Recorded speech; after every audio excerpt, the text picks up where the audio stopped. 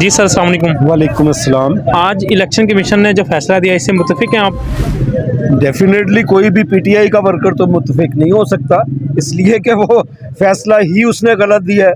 ना ही वो भी भाई ने बात की, ना ही वो फैसला देने की उसकी हैसियत है, ना ही उसकी औकात है, और ना ही वो फैसला दे सकता है।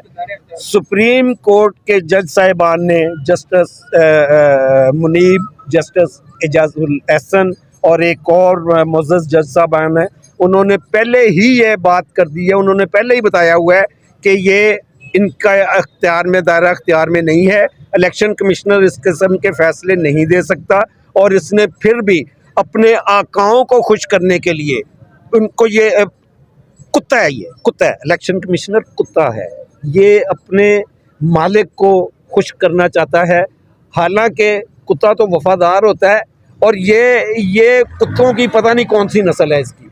और सुन लो, तुम, क्या नाम है तुम्हारा, सिकंदर, सिकंदर, तुमने यहाँ पे रहना नहीं है, तुमने भाग जाना है। खान के टाइगर तुम्हें बिल से भी निकाल के ले आएंगे, और अव्वल तो हम तुम्हें भागने नहीं देंगे, अव्वल तो ये है।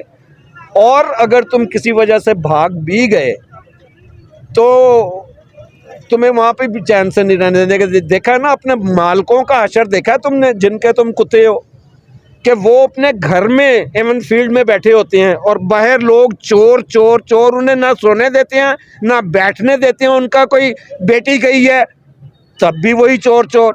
बेटे अपनी औलाद के सामने देखें, एक बाप की बेइज्जती हो अपनी औलाद के सामने, वो क्या फीलिंग होगी उसकी। और ये इन्हें, इन लोगों को पैसे से ही मोहब्बत है, ना इन्हें पाकिस्तान से मोहब्बत है, ना ये पाकिस्तानी हैं। पैसा इनका सब कुछ है। पैसे को ये, ओ खुदा के लिए पैसे को छोड़ो, आके अपनी इज्जत से यहाँ पे सियासत करो, इलेक्शन लड़ो। तुम पाकिस्तान में घुस ही नहीं सकते। अब ये देखें कि मैं ये कहता हूँ कि ये बनाना रिपब्लिक है।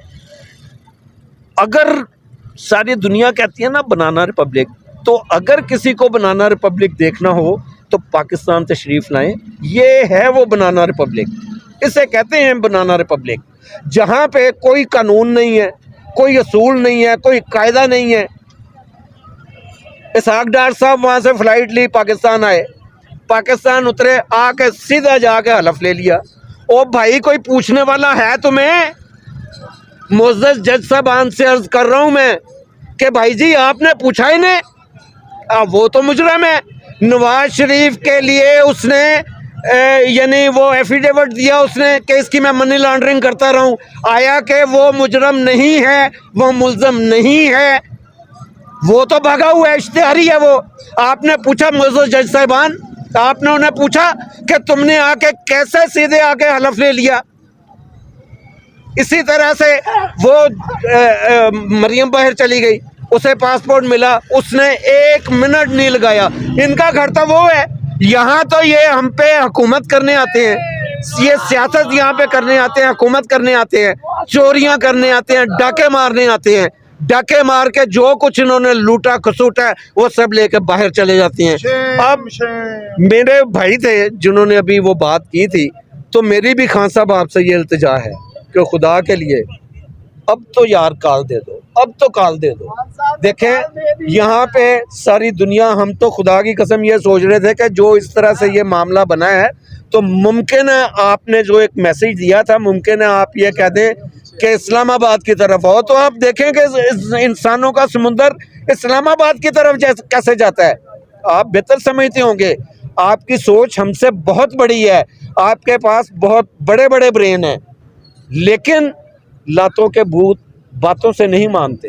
आप बातों से इन्हें नहीं मना सकते, इन्हें ठुड्डे पड़ने वाले हैं। और हमें बुलाओ आप, खान साहब हमें बुलाएं आप इस्लामाबाद। आप यकीन कर लें कि हम इस्लामाबाद जाके इनको इनके ऐवानों से निकाल के ठुड्डे मार के बाहर लेके आएंगे, और इनको भागने भी नहीं देंगे, क्योंकि इन्होंने भागना है तो सीधा लंदन जाना है, तो इंशाल्लाह भागने भी नहीं देंगे। तो आप एक दफ़ा हमें बुलाएं तो सही, आप दावत तो दें, आप एक दफ़ा तो कहें कि आ जाओ, तो इंसानों का समुद्र देखें आप कैसे इस्लामाबाद की तरफ आता है और इनको इनके अवानों समेत बहा के ले जाएगा वो समुद्र। प्लीज़ आपसे रिक्वेस्ट है कि कॉल दीजिए प्लीज़। Thank you sir.